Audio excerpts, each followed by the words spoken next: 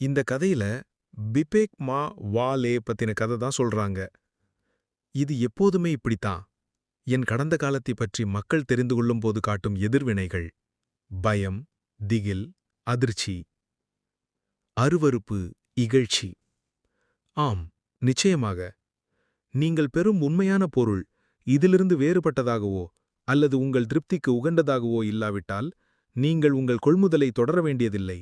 ஹாஹாஹா. சரி, இந்த தற்காலிக ஒப்பந்தத்தில் உங்கள் முத்திரையை இடுங்கள். பொருள் 2 அல்லது 3 நாட்களில் வழங்கப்படும். இப்படி இருந்தது. ம் ஆ சரி, நீங்கள் ஆச்சரியமாக இருந்தீர்கள். இன்று காலை 3 விற்பனைகள் ஏற்கனவே முடிந்துவிட்டன. இது நான் கனவிலும் கூட நினைக்காத ஒரு சாதனை. அப்படியானால் நீங்கள் ஏதாவது கற்றுக்கொண்டீர்களா? இல்லை, இன்னும் இல்லை. பொறுமை இழக்க வேண்டிய அவசியமில்லை. மெதுவாக சென்று ஒரு நேரத்தில் ஒரு விஷயத்தை கற்றுக்கொள்ளுங்கள். சரி. நாங்கள் வணிகர்கள். ஆனால் சந்தைகளுக்கு சென்று தங்கள் பொருட்களை கடைவிரித்து விற்றும் வழக்கமான வணிகர்களைப் போலல்லாமல், ஒவ்வொரு வாடிக்கையாளரின் வீட்டிற்கும் சென்று எங்கள் பொருட்களை விற்கும் ஒரு புத்தம்புதிய விற்பனை கருத்தை நாங்கள் பின்பற்றுகிறோம். இது வீடு வீடாக சென்று விற்பனை செய்யும் முறை என்று அழைக்கப்படுகிறது. ஆகவே தேவையை மட்டும் பூர்த்தி செய்யும் வழக்கமான செயலற்ற விற்பனை நடைமுறைகளைப் போலல்லாமல், இந்த முறையின் முக்கிய அம்சம் தேவையை நாமே உருவாக்குவதில் உள்ளது. அதாவது, இந்த தயாரிப்புகளை அவர்கள் கட்டாயம் வாங்க வேண்டும் என்று நுகர்வோரை நம்ப வைப்பது உங்கள் வேலை. உப்பு போன்ற அன்றாட அத்தியாவசிய பொருட்கள் முதல் வீட்டு உபயோகப் பொருட்கள், மருத்துவப் பொருட்கள் மற்றும் வண்டிகள் வரை அனைத்து வகை பொருட்களையும் நாங்கள் கையாளுகிறோம். பையில் எழுதப்பட்டிருந்தது உப்பு. நாங்கள் இவ்வளவு பரந்த தயாரிப்பு பட்டியலை கொண்டுள்ள நாங்கள் விற்காட ஒரு பொருளை தேடுவது விரைவாக இருக்கும். பெரிய வணிக நிறுவனங்களின் அதிகாரமான தந்திரங்களால் சலித்துப் போன சிறு வணிகர்கள் ஒன்றிணைந்து தங்கள் சொந்த பெரிய சங்கத்தை உருவாக்க தொடங்கியபோதுதான் இந்த வகை விற்பனை தொடங்கியது என்று கூறப்படுகிறது. ஆனால் எனக்கு உண்மையில் விவரங்கள் தெரியவில்லை. எப்படி இருந்தாலும் சாத்தியமான வாங்குபவர்களுக்கு நேரடியாக காண்பிக்க சிறிய பொருட்களின் மாதிரிகளை நாங்கள் கொண்டு செல்கிறோம்.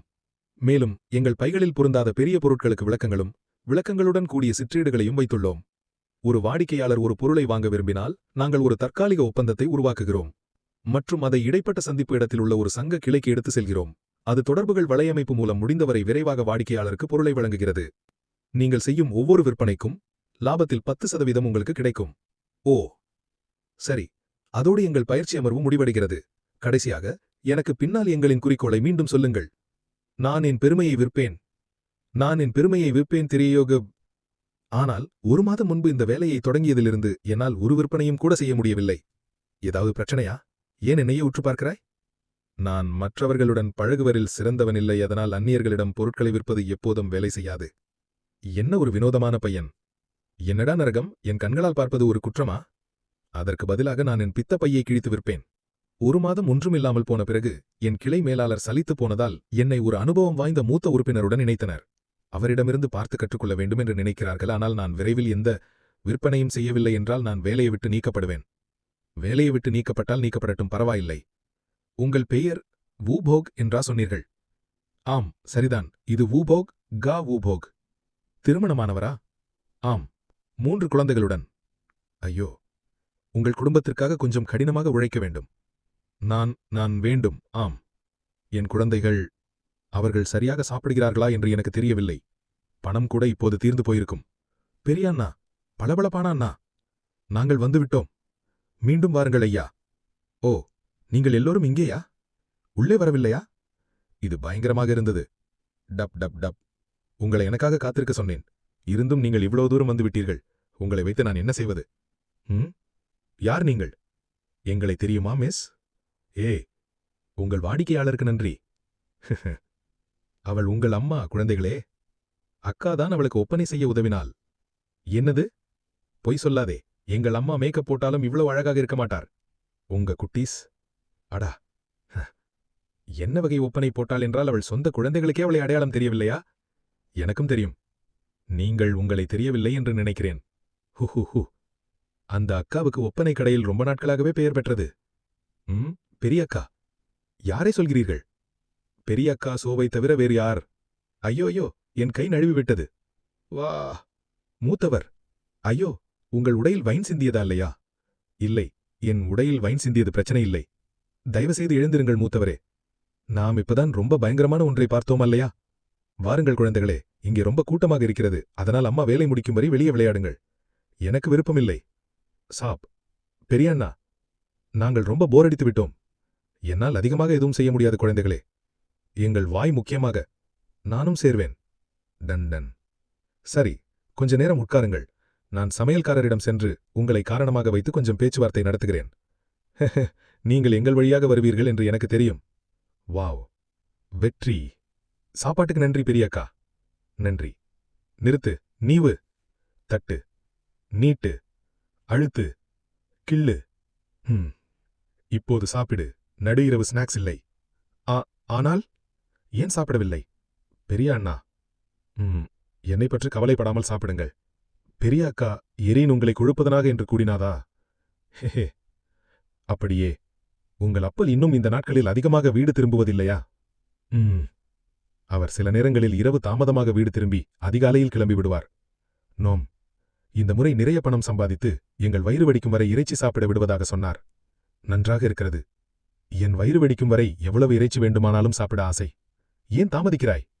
ஊ யா, வருகிறேன். நெக்ஸ்ட் சாப்டர்ல கதையோட ஓப்பனிங்லயே கஞ்சி தண்ணி எடுத்து மூஞ்சிலே விசுறாங்க. ஏன் என்னை தொந்தரவு செய்கிறீர்கள்? நான் அவற்றை வாங்க மாட்டேன் என்று சொன்னேன் இல்லையா? புரிகிறது. வேறொரு முறை வருகிறோம்.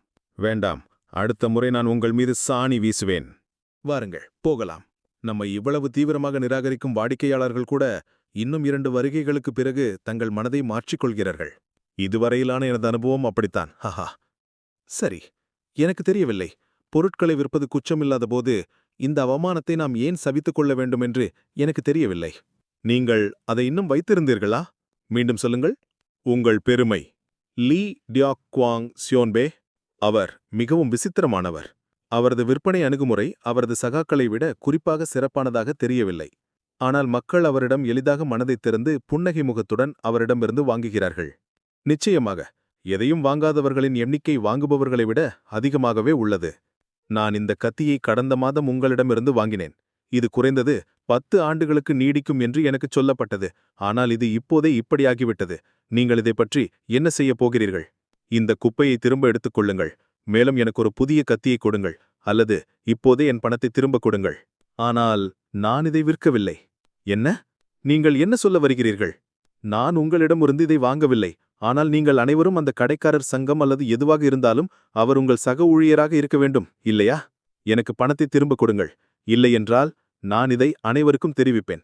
மேலும் நீங்கள் அனைவரும் இந்த கிராமத்தில் ஒருபோதும் அடியெடுத்து வைக்க முடியாது, ஏமாற்றுக்காரர்களே. அவர் என்ன வகையான குப்பையை இழுக்க முயற்சிக்கிறார்? அந்த கத்தி குறைந்தது 1 வருடமாவது எங்கோ துருப்பிடித்து கிடைக்கிறது என்பதை எவரும் பார்க்கலாம். ஆஹா, ஆம், எனக்கு புரிகிறது.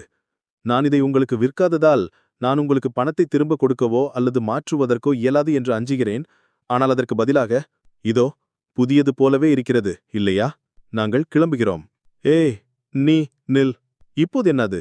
நீங்கள் 2 முறை கூர்மைப்படுத்தியதும் எல்லா துருவும் போய்விட்டன. வாருங்கள், அந்த கூர்மைப்படுத்தும் கல்லை மீண்டும் பார்ப்போம். ஐயா? நிச்சயமாக. நான் அதை உங்களுக்கு காட்ட முடியும். ஆனால் அது விற்பனைக்கு இல்லை. நீங்கள் என்ன சொல்ல வருகிறீர்கள்? இது ஆயுதங்களுக்காக ஸ்பெஷலாக செய்யப்பட்ட கூர்மைப்படுத்தும் கல் மற்றும் நீதித்துறை அலுவலகங்களுக்கு வழங்கப்படும். ஆனால் இது ஒரு மாதிரி அழகு மட்டுமே. மேலும் இதை சாதாரண மக்களுக்கு விற்க தடை செய்யப்பட்டுள்ளது. என்ன ஒரு குப்பை! ஒரு வாடிக்கையாளர் அதை வாங்க விரும்பினால் நீங்கள் அதை விற்க வேண்டும். போதும் பேச்சு, எனக்கு அதை மீண்டும் பார்ப்போம். ஓ, ஒரே நாளில் 14 விற்பனைகள். நீங்கள் ஏன் இன்னும் கோடீஸ்வரராக ஆகவில்லை? நான் விரும்புகிறேன். ஹஹஹா. எப்படி இருந்தாலும் நீங்கள் நாள் முழுவதும் என்னை பின்தொடர்வது எளிதாக இருந்திருக்காது. நீங்கள் ஏதாவது கற்றுக்கொண்டீர்களா? ஆம், நான் நிறைய கற்றுக்கொண்டேன். மேலும் நீங்கள் செயல்படுவதைக் கண்டு மகிழ்ச்சி அடைந்தேன். அந்த எரிச்சலூட்டும் மனிதனுக்கு நீங்கள் ஒரு கூர்மைப்படுத்தும் கல்லை விற்க முடிந்தது கண்டு நான் வியக்கிறேன். இந்த சூழ்நிலைகளுக்கு தயாராக நீங்கள் உங்கள் ஓய்வு நேரத்தில் பயிற்சி செய்கிறீர்களா என்று எனக்கு ஆச்சரியமாக இருக்கிறது. ஹஹா. இது நீங்கள் பயிற்சி செய்யக்கூடிய ஒன்று அல்ல. ஹஹா. நாம் வியாபாரிகள்.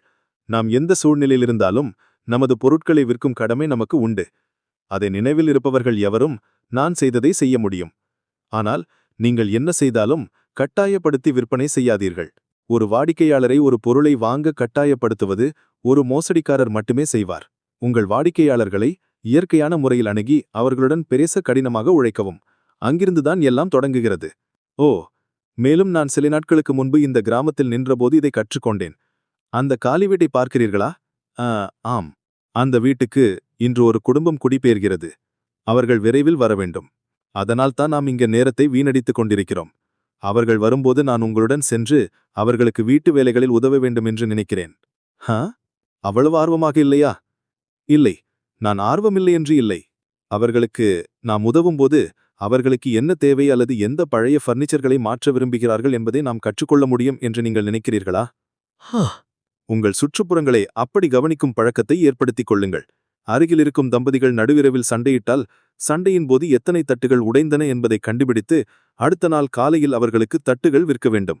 இதுதான் நாம் வியாபாரிகள். ஓ, நான் இன்று நிறைய நல்ல விஷயங்களை கற்றுக்கொண்டேன், இல்லையா? அவர்கள் வருகிறார்கள். சென்பே, உங்கள் ஒப்பந்தங்கள். அவற்றை இப்போதைக்கு வைத்திருங்கள். எப்படி இருக்கிறீர்கள்? நீங்கள் இந்த பகுதிகளுக்கு புதியவராக இருக்க வேண்டும்.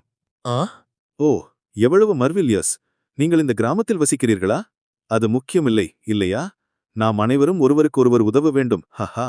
ஏய் வூபோக், அந்த பக்கத்தை பிடி. சரி. நான் அதை நகர்த்திய போது கவனித்தேன். உங்கள் ஆபரண பெட்டி மிகவும் தேய்ந்து விட்டதாக தோன்றுகிறது.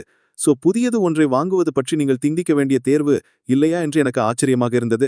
ஓ, நீங்கள் ஆர்வமில்லை என்றால் கவலைப்பட வேண்டாம். நீங்கள் அதை வாங்க வேண்டாம் என்றால் பரவாயில்லை. மிக்க நன்றி. உங்கள் பொருள் 2-3 நாட்களில் விநியோகிக்கப்படும். எவ்வளவு அற்புதமான மனிதர்! என்ன ஒரு மோசமான அதிர்ஷ்டம்! ஏன் அதை வாங்கினீர்கள்? அவர் வாங்க தேவையில்லை என்று சொன்னார். என்ன? அவர் பக்கத்தில் இருந்த அந்த பையன் என்னை முறைத்துக் கொண்டிருப்பதை பார்க்கவில்லையா? நான் ஏதாவது வாங்கவில்லை என்றால் அவன் பொருட்களை உடைக்கத் தொடங்குவான் போலிருந்தது. ஐயோ, என் கடவுளே! ஒரு நிமிடம் இது ஒரு நட்பொழியான அண்டை என்று நான் நினைத்தேன். ஆனால் நாங்கள் குண்டாக்களை சந்தித்தோம். சீ! சென்பே, ஐயோ, நான் விரும்பாதிருந்தாலும் நான் அங்கே சிறிததி கட்டாயப்படுத்தி விற்பனை செய்தது போல் இருக்கிறது. ஹஹா, அதுதான் ஒப்பந்தம் இல்லையா? அதுதான். நீங்கள் அதை செய்யப் போகிறீர்கள் என்றால் திரும்பி சென்று அவர்கள் முன் அதை கிழிப்பது நல்லதில்லையா? இல்லை, பரவாயில்லை. நடந்த பிறகு நான் அப்படி செய்திருந்தால் நம்மிடையே சங்கடமாக இருந்திருக்கும். 3 நாட்களுக்குப் பிறகு பொருள் வரவில்லை என்றால் அவர்கள் விசித்திரமாக நினைப்பார்கள். ஆனால் அவர்கள் விரைவில் நம்மை தவறாக எடை போட்டதை உணர்வார்கள். நான் இதற்கு முன்பு இதை போன்ற சூழ்நிலைகளை அனுபவித்திருக்கிறேன். பெரும்பாலும் அப்படித்தான் நடந்திருக்கின்றன. அப்போது அந்த வாடிக்கையாளர்கள் அடுத்த முறை நமது சகாக்களை பார்க்கும்போது குறைந்தது நாங்கள் வெறும் குண்டாகள் என்று அவர்கள் நினைக்க மாட்டார்கள். நான் உங்களுக்கு முன்பு சொன்னது போல கட்டாயப்படுத்தி விற்பனை செய்யாதீர்கள். அது உங்கள் மனசாட்சியை விற்பதற்கு சமம். உங்கள் பெருமையை விற்கலாம், ஆனால் ஒருபோதும் உங்கள் மனசாட்சியை விற்காதீர்கள். நீங்கள் ஒரு உண்மையான வியாபாரி என்றால் அதுதான் நான் உங்களுக்கு கற்பிக்க வேண்டியது. விடை பெறுகிறேன். நீங்கள் மஞ்சள் டிராகன் மலைக்கு அருகில் வசிக்கிறீர்கள் என்று சொன்ன இல்லையா? இடதுபுறம் செல்லும் பாதை மலையை எடுத்து செல்லும். நான் வலதுபுறம் செல்லும்போது ஆம், புரிகிறது. சென்பே, திரும்பி செல்லும்போது கவனமாக இருங்கள். இன்று மிக்க நன்றி. ஒரு உண்மையான வியாபாரி. உங்கள் பெருமையை விற்கலாம், ஆனால் ஒருபோதும் உங்கள் மனசாட்சியை விற்காதீர்கள். ஓ, நான் சத்தமாக சொல்லும்போது சங்கடமாக இருக்கிறது. சரி, எதுவாக இருந்தாலும் நாளை முதல் நான் என் பெருமையையும் தூக்கி எறிந்து விடுவேன். மேலும் இவற்றை திரும்ப கொடுக்க மறந்துவிட்டேன். உங்களுக்கு ஒப்பந்தங்களை திரும்ப கொடுக்க மறந்துவிட்டேன். புரிகிறது. நீங்கள் சொன்னது சரிதான். நான் இன்று போல் தினமும் விற்பனை செய்ய முடிந்தால் நான் நீண்ட காலத்திற்கு முன்பே கோடீஸ்வரராகி இருந்திருப்பேன். நான் எப்போதும் ஒரே மாதிரி வேலை செய்தாலும் பெரும்பாலான நாட்களில் ஒரு விற்பனை நடந்தால் கூட எனக்கு அதிர்ஷ்டம். ஆனால் இன்று மக்கள் என்னை ஒரு ஆவேசமுடைந்தவர்களைப் போர் வாங்கிக் கொண்டிருந்தனர். நான் அப்படி ஒருபோதும் அனுபவித்ததில்லை. மனசாட்சியா? ஆம், நிச்சயமாக. அது முக்கியம். ஆனால் எனக்கு என் குடும்பமே முக்கியம். அவர்கள் இன்னும் என்னை ஒரு ஆற்றல் மிகுந்த மனிதராக நம்புகிறார்கள். ஆரம்பத்திலிருந்தே நீங்கள் என்னிடமிருந்து எதையும் கற்றுக்கொள்ள இயலாது. இல்லை, அவர்கள் இன்னும் இல்லை, அவர்கள் பார்க்கவில்லை. நாம் கிளம்புகிறோம்.